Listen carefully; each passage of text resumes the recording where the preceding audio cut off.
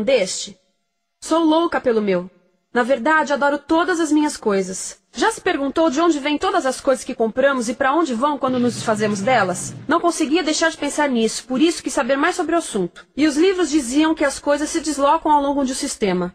Da extração para a produção, para a distribuição, para o consumo e para o tratamento de lixo. Isso tudo se chama a economia de materiais. Bem, estudei um pouco mais. Eu passei 10 anos viajando pelo mundo, atrás de pistas de onde vêm as nossas coisas e para onde vão. E sabe o que eu descobri? Esta não é toda a história. Falta muita coisa nessa explicação. Em primeiro lugar, neste sistema parece que está tudo bem, sem problemas. Mas, na verdade, é um sistema em crise, porque trata-se de um sistema linear. E nós vivemos num planeta finito. E não se pode gerir um sistema linear num planeta finito, indefinidamente. Em todas as suas etapas, este sistema interage com o mundo real. A vida real não acontece numa página em branco. Interage com sociedades, culturas, economias, o ambiente. E durante as etapas, a vida vai se chocando contra seus limites. Limites que aqui não vemos porque o diagrama está incompleto. Então, voltemos atrás para preencher alguns espaços e ver o que falta. Uma das coisas mais importantes em falta são as pessoas. Sim, pessoas. As pessoas vivem e trabalham em todas as etapas desse sistema, onde algumas são um pouco mais importantes que outras. Algumas têm maior poder de decisão. Quem são elas? Comecemos pelo governo. Meus amigos dizem que eu devia usar um tanque para simbolizar o governo. E isso é uma realidade em muitos países. E cada vez mais também no nosso. Afinal, mais de 50% dos nossos impostos vão para os militares. Mas vou usar uma pessoa para simbolizar o governo. Porque acredito nos valores e na visão de que o governo deve ser das pessoas, pelas pessoas, para as pessoas. A função do governo é olhar por nós, cuidar de nós. Esse é o seu trabalho. Depois vem as corporações. O que leva as corporações a parecerem maiores que o governo é porque elas são maiores que o governo. Atualmente, entre as 100 maiores economias da Terra, 51 são corporações.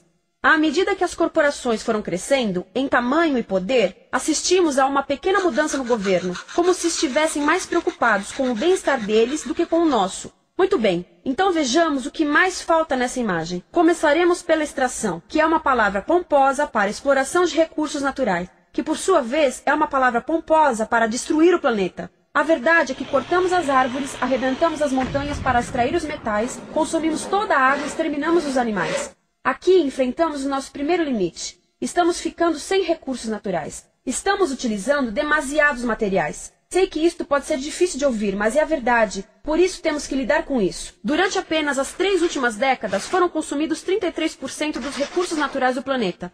Desapareceram. Cortamos, minamos, perfuramos e destruímos o planeta tão depressa que estamos debilitando a capacidade do planeta para sustentar o nosso modo de vida. Onde eu vivo, nos Estados Unidos, resta-nos menos de 4% da nossa floresta original. 40% dos cursos de água estão impróprios para o consumo. E o nosso problema não é apenas estarmos utilizando demasiados recursos, mas o fato de estarmos utilizando mais do que a nossa parte. Temos 5% da população mundial, mas usamos 30% dos recursos mundiais.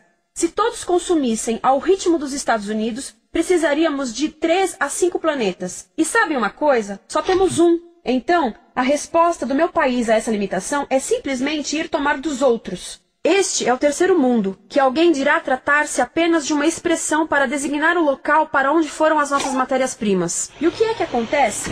A mesma coisa, destruição do local. 75% das zonas de pesca do planeta estão sendo exploradas ao máximo ou além da sua capacidade. Desapareceram 80% das florestas originais do planeta. Só na Amazônia perdemos 2.000 árvores por minuto, o equivalente a um campo de futebol por minuto. Então, e as pessoas que vivem aqui? Bem, de acordo com esses sujeitos, eles não são donos desses recursos. Mesmo que vivam lá há gerações. Não são donos dos meios de produção, nem compram muitas coisas. Nesse sistema, quem não possui nem compra muitas coisas não tem valor. A seguir, as matérias-primas seguem para a produção, aonde utilizamos energia para misturar químicos tóxicos com recursos naturais para produzir produtos contaminados com tóxicos. Há atualmente no comércio mais de 100.000 químicos sintéticos. Apenas um punhado foi testado para avaliar o seu impacto na saúde, e nenhum foi testado em relação aos impactos sinérgicos na saúde, ou seja, a interação com todos os outros químicos aos quais estamos expostos diariamente. Por isso, desconhecemos o impacto total deles na saúde e no ambiente. Mas sabemos uma coisa: os tóxicos entram e saem. Enquanto continuarmos a introduzi-los nos nossos sistemas de produção industrial, continuaremos a inserir esses tóxicos nos produtos que levamos para nossas casas, trabalho e escolas, e claro, para nossos corpos. Como os BFRs, ou retardantes de incêndio à base de brometo, que tornam as coisas mais resistentes ao fogo, mas são super tóxicos. São neurotóxicos, ou seja, tóxicos para o cérebro. O que é que estamos fazendo usando esses químicos? Apesar disso, os usamos em nossos computadores, eletrodomésticos, sofás, colchões e até alguns travesseiros. Sim, pegamos nossos travesseiros, os revestimos com neurotoxinas, levamos para casa e dormimos por 8 horas com eles. Não sei, mas acho que num país com tanto potencial, poderíamos ter uma maneira melhor de evitar que as cabeças peguem fogo à noite. Sabia que essas toxinas vão se acumulando ao longo da cadeia alimentar e se concentram nos nossos corpos? Sabe qual é o alimento do topo da cadeia alimentar com o nível mais elevado de químicos tóxicos? O leite materno. Isto significa que os menores membros das nossas sociedades, os nossos bebês, recebem as maiores doses de químicos tóxicos das suas vidas a partir do leite das suas mães. Não acha que é uma incrível violação? A amamentação deveria ser o mais importante ato humano de nutrição. Deveria ser algo sagrado e seguro. A amamentação continua a ser o melhor e as mães devem amamentar, mas nós deveríamos proteger esse ato. Eles deviam protegê-lo. Eu pensava que zelavam pelos nossos interesses. As pessoas que mais sofrem com esses produtos químicos são os trabalhadores das fábricas. Muitos são mulheres em idade reprodutiva que trabalham com toxinas que afetam a gestação, carcinogênicos e muito mais. Agora eu pergunto: que tipo de mulher em idade reprodutiva trabalharia num emprego deste, exposta a estas toxinas, a não ser uma mulher sem outra alternativa? Essa é uma das maravilhas desse sistema. A erosão dos ecossistemas e economias locais aqui garante um fluxo constante de pessoas sem alternativas. No mundo, há 200 mil pessoas por dia se deslocando de ambientes que as sustentaram ao longo de gerações para cidades, onde muitas vivem em bairros de lata, à procura de emprego, por mais tóxico que seja. Não só os recursos são desperdiçados ao longo desse sistema, mas também pessoas, comunidades inteiras são desfeitas. Sim, as toxinas entram e saem. Muitas delas saem das fábricas em produtos, e muitas mais saem como subprodutos, ou poluição, e estamos falando de muita poluição. Nos Estados Unidos, as indústrias admitem liberar mais de 1.800.000 quilos de químicos tóxicos por ano.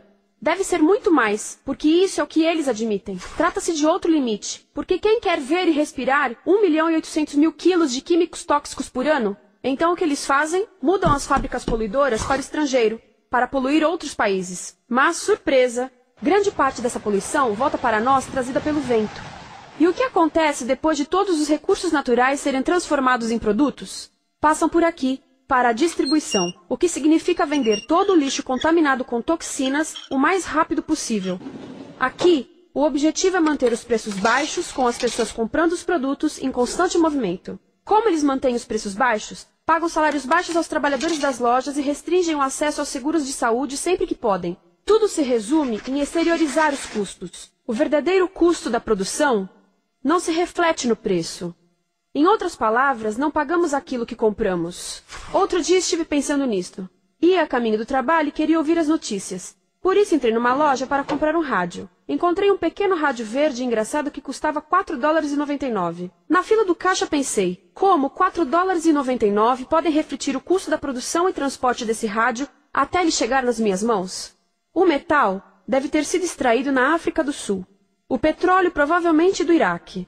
O plástico produzido na China e talvez montado por uma criança de 15 anos numa fábrica do México. $4,99 não paga nem o aluguel do espaço ocupado na prateleira, nem parte do salário do empregado que me atendeu, ou as viagens de navio e caminhão que o rádio fez. Foi assim que eu percebi que eu não paguei o valor do rádio. Então, quem pagou? Estas pessoas pagaram com a perda do espaço dos seus recursos naturais. Estas pagaram com a perda do ar puro, com o aumento de doenças como asma e câncer. As crianças do Congo pagaram com o seu futuro, pois 30% delas abandonam a escola para trabalhar nas minas de coltan, um metal que usamos em aparelhos eletrônicos baratos e descartáveis. Estas pessoas pagaram por não ter direito ao seguro de saúde. Ao longo desse sistema, pessoas contribuíram para que eu comprasse o rádio por $4,99. Mas essas contribuições não são registradas por nenhum contabilista. É isto que eu quero dizer com exteriorizar o verdadeiro custo de produção. E isso nos leva à seta dourada do consumo. O coração do sistema, o motor que impulsiona. É tão importante proteger esta seta que se tornou prioridade daqueles dois sujeitos.